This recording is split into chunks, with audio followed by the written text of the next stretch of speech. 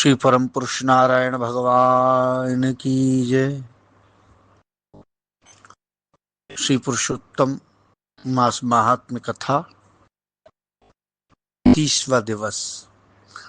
नारायण भगवान नारद जी को ये कथा सुनाते हुए कहते हैं और श्री वाल्मीकि ऋषि राजा को कथा सुनाते हैं। बोले इसके बाद जब दशरथ जी के पुत्र श्री राम ने समुद्र पुल बांधकर रावण को मारा, तब विभीषण को छोड़कर सब राक्षसों के मारे जाने पर भी श्री राम जी ने अग्नि परीक्षा कर जानकी जी को स्वीकार किया। ये सर्वविदित है। उस समय ब्रह्मा जी, शंकर जी, इंद्र इत्यादि जो देवताएं वे रावण वध से प्रसन्न होकर श्री राम जी से वर मांगने को कहा। तो भक्तों को अभय करने वाले मर्यादा पुरुषोत्तम भगवान राम बोले, हे देवता हो, यदि आप इस समय वर देना ही चाहते हैं तो सुनिए, इस युद्ध में जो राक्षसों के हाथ वानर मरे हैं उन्हें अमृत वर्षा करके जीवन प्रदान कर दीजिए। ब्रह्मा, शंकर, इंद्र आदि देवताओं ने आज्ञानुसार अमृत वर्षा द्वारा वानरों को जीवित कर दिया। वह सब वानर सोकर उठे के समान उस समय रामचंद्र जी के दर्शन करने लगे। तब सपत्नीक वानरों ने श्री राम को पुष्पक विमान में बैठे सब ओर से घेर लिया।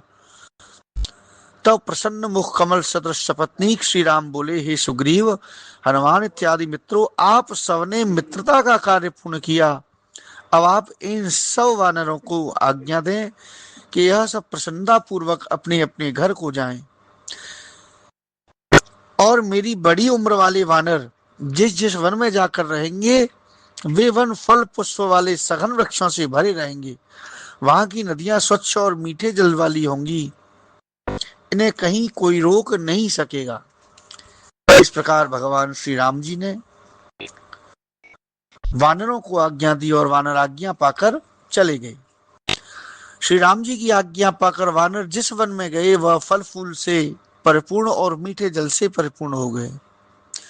श्री नारायण भगवान बोले, नारद आगे की कथा सुनो। वन में जन्म पाकर वह वानर पर्वत के समान बढ़ने लगा तथा भूख प्यास के कारण व्याकुल होकर लोभी वहां भटकने लगा। जन्म से ही उसके मुख में पित्त विकार के कारण घाव था, जिसकी पीड़ा के कारण वह कराहता रहता। घाव से खून बहता था। दुख के कारण वह खा भी नहीं पाता, किंतु चपलता के कारण वृक्षों से फल तोड़ लेता था। भूख के कारण फलों को मुंह के पास तो ले जाता, किंतु घाव के कारण भूख लगते हुए भी खा नहीं पाता था। उन टूटे फलों को जंगल में ही फेंक देता, एक फल से दूसरे पेड़ पर कूदता। वह इस प्रकार से जीवन से मरना ही श्रेष्ठ मानने लगा कष्ट के कारण। एक बार वह पेड़ पर से पृथ्वी पर गिर पड़ा और दुखी होकर चीखने लगा। उसके अंग अंग टूट गए, शरीर शिथिल और भूख से व्याकुल था। मुंह में घाव का असह्य दुख था, दांत भी टूट चुके थे। ये सब देव के दिए दुख कहे। अपने पूर्व जन्म में अर्जित कर्म फल से दुखी था। इस प्रकार भूख और प्यास का दुख भोगते भोगते देवयोग से पुरुषोत्तम मास आ गया। इस मास में भी वह अन्य महीनों की भांति ही गर्मी, सर्दी और बरसात के दुख से पीड़ित रहता। एक दिन पुरुषोत्तम मास के कृष्ण पक्ष में प्यास से व्याकुल होकर भटकते भटकते कुंड के पास पहुंचा, किंतु उसके अमृत सरी के सुंदर जल के घाव के कारण पी न सका। भूख प्यास से व्याकुल चपलता के कारण कुंड के किनारे एक वृक्ष पर चढ़ गया और एक पेड़ से दूसरे पेड़ पर कूदा, किंतु शरीर शिथिल होने से पूरी तरह उछल न सकने के कारण बीच में ही गिरकर कुंड में आ पड़ा। बहुत दिन से भूखा रहने से शक्ति क्षीण हो चुकी, निर्बलता के कारण उस कुंड से निकलना भी दुर्लभ हो गया। 4 दिन उसी जल में पड़ा रहा। कृष्ण पक्ष की 10वीं से 4 दिन तक वह 10वीं, एकादशी, द्वादशी और त्रयोदशी तक लोटपोट होता रहा। 5वें दिन दोपहर के समय उसके पाप निवृत्त हो गए। भोगते भोगते वह उसी समय नील कमल के समान श्याम वर्ण दिव्य भूषणों से शरीर में दिखने लगा। उसी समय एक विमान जिसमें भगवान के पार्षद बैठे थे, वह आकाश से उतरा। भेरी, मृदंग, वीणा इत्यादि की ध्वनि उसे सुनाई देने लगी। विमान में अप्सराएं नृत्य कर रही थी, गंधर्व गा रहे थे, किन्नर बजा रहे थे। इस प्रकार वह दिव्य देहधारी वानर को देखकर अत्यंत आश्चर्य करने लगा। अहो, कहाँ तो मेरे जैसे पापी और कहाँ ये सुख, यह सुख तो किसी महान पुण्यात्मा के लिए है। उसी समय एक अप्सरा ने आकर चंद्र के समान श्वेत छत्र उसके सिर पर रखा तथा अन्य अप्सराएं भी आनंद से उस पर चंवर आदि जलने लगी। इस तरह का अपने सामने वैभव देखकर वह बड़े आश्चर्य करने लगा। चित्र लिखित सा खड़ा हो गया। वह विचार करने लगा, मैं तो अत्यंत पापी था, फिर वह कौन सा ऐसा पुण्य का फल है। श्री नारायण भगवान नारद जी से कहते हैं, इस प्रकार तरह तरह के विचार करते हुए सुख देने वाले विमान को देखकर उसे बड़ा भारी अचंभा हुआ। तब भगवत पार्षदों ने उसके हृदय की दुर्बलता को जानकर हाथ जोड़कर विनय पूर्वक प्रणाम कर उस वानर शरीर का त्याग कर दिया। सुंदर शरीरधारी के सामने खड़े होकर वह प्रेम पूर्वक कहने लगा।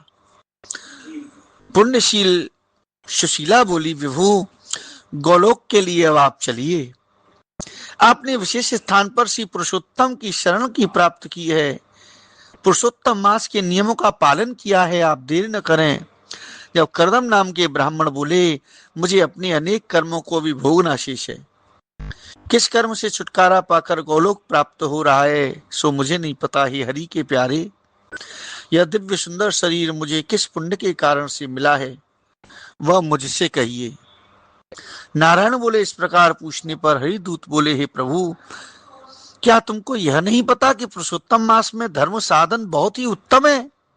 स्नान करना, दान करना, भगवान का स्मरण करना, व्रत करना, उपवास करना, एक बार भोजन करना, यह सब कितना उत्तम होता है। विष्णु भगवान को प्रिय होने के कारण ही इसे पुरुषोत्तम नाम मिला है। इसी मास का तुम तप कर चुके हो, 5 दिन तक जल में रहकर, देवताओं को अलभ्य है। मुख में रोग होने के कारण तुमने फलादि खाकर फेंक देते थे, तुमने फल भी नहीं खाए, निराहार रहकर तुमने 5 दिन तक व्रत किया। उन गिरे फलों को अन्य प्राणी खाकर तप्त होते थे, वह तुम्हारा दान था। दुख के कारण तुम जल भी नहीं पीते थे। यह सब पुरुषोत्तम मास में अनजानी में तुमसे तप एवं व्रत हो गया। तुमने इस वन में विचरण करते हुए धूप, जाड़ा, बरसात आदि सब दुख सहे तथा अंत में परम पवित्र तीर्थ में गिरकर 5 दिन डुबकी लगाते रहे। यही तुम्हारा पुरुषोत्तम मास का स्नान था। इस प्रकार रोग के कारण अनजाने में पुरुषोत्तम मास का यह स्नान भी हो गया। यह तुम्हारे तप का ही फल है। पुरुषोत्तम मास का जो स्नान आदि श्रद्धा पूर्वक करते हैं, उसके फल की तो प्रशंसा कौन कर सकता है। तुमने तो अनजानी में ये सब किया। स्वार्थ की सिद्धि में जिस प्रकार तुमने ये सब किया, वैसा कौन कर सकता है। पुरुषोत्तम भगवान के प्रसन्न करने का इसके समान कोई साधन नहीं है। श्री नारायण भगवान बोले, उन दूतों से अपने पुण्यों की प्रशंसा सुनकर वह प्रसन्न हुआ तथा उसने उस स्थान को देवता तथा कालंजर पर्वत के समान पेड़ों को प्रणाम किया। उस कालंजर पर्वत को भगवत स्वरूप में प्रणाम किया। विमान की परिक्रमा करके वह विमान पर बैठ गया। देवता फूलों की वर्षा करने लगे, किन्नर गंधर्व स्तुति करने लगे, तरह तरह के बाजे बजने लगे। वह विमान में बैठकर गौलोक में चला गया, जहां जाकर जीव को फिर लौटना नहीं पड़ता है। वहां 2 भुजा वाले श्री कृष्ण के दर्शन कर वह आनंद से गौ सेवित हो उस लोक में, गौलोक धाम में रहने लगा। श्री नारायण भगवान बोले, देवता इस मास के इस चमत्कार को देखकर इस मास की प्रशंसा करने लगे और देवता इस प्रकार प्रशंसा करते हुए अपने लोक के लिए गए। नारद जी बोले, हे ऋषियों में श्रेष्ठ, आपने दिन के प्रथम भाग के कर्म कहे, अब दिन के दूसरे भाग के कर्म कहें। नारायण बोले, प्रातः कर्म करने के बाद मध्याह्न संध्या करे, तिल से पितरों के निमित्त तर्पण करे